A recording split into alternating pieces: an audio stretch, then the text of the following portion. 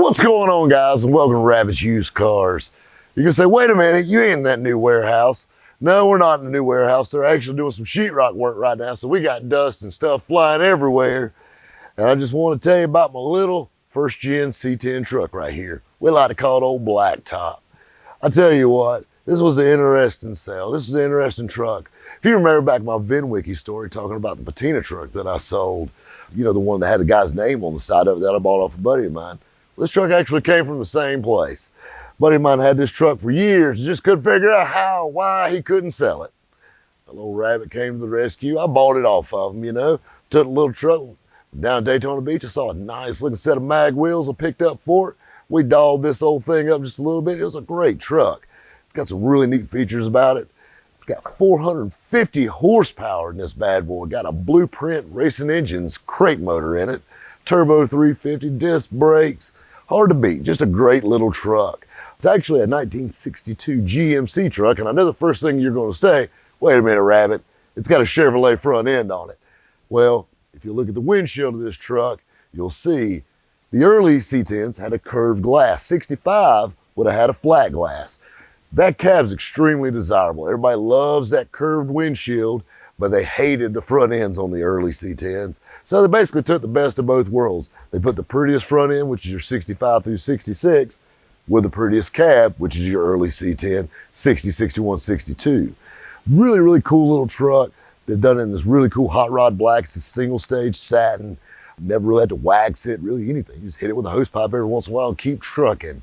Kind of low maintenance, kind of cool, kind of got that old school vibe to it. We went with the salt flat style 20-inch wheels on it, which gave it a little, I don't know, gave it a little attitude, a little aggressive. We got it, had black steel wheels on it, white letter tires. So we beat the trailer park off this thing and brought it back into the 21st century. And lo and behold, we put it online and I had people fighting over this thing. Man, I tell you what, my inbox was blowing up with people. Finally, I'm like, hey, the first man here with the money gets it. Man, like this one, like all the rest, is always something. We actually filmed the model scenes with this truck first. So we filmed them. The truck was already online for sale. Well, we fired the truck up. This truck's got an electric fuel pump in it. So we fired it up. I messed around and got this thing flooded, killed the plugs. This sumbitch was skipping to beat the band. Well, here I am 30 minutes out from a man coming to look at this truck. And I'm like, crap. So I'm over here ordering a set of plugs for it. Well, since it's got this really hot crate motor in it, it doesn't have normal plugs in it. It's actually got NGK9. It's got some really hot plugs in it. So I had to shop around right quick and I finally found them. I sent a buddy to go pick them up, rushing. I got my guys under the hood of this thing doing a plug swap on it right quick, just praying the customer doesn't roll up with my guys with this thing under the hood of this thing.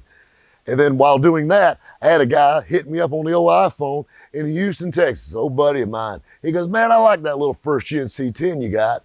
And I'm like, yeah, I like it too, man. A little busy right now. He said, what's it gonna take to buy it? And I said, be honest with you, buddy, you know, the least I'll take is the most you're willing to pay. That's what I want for it.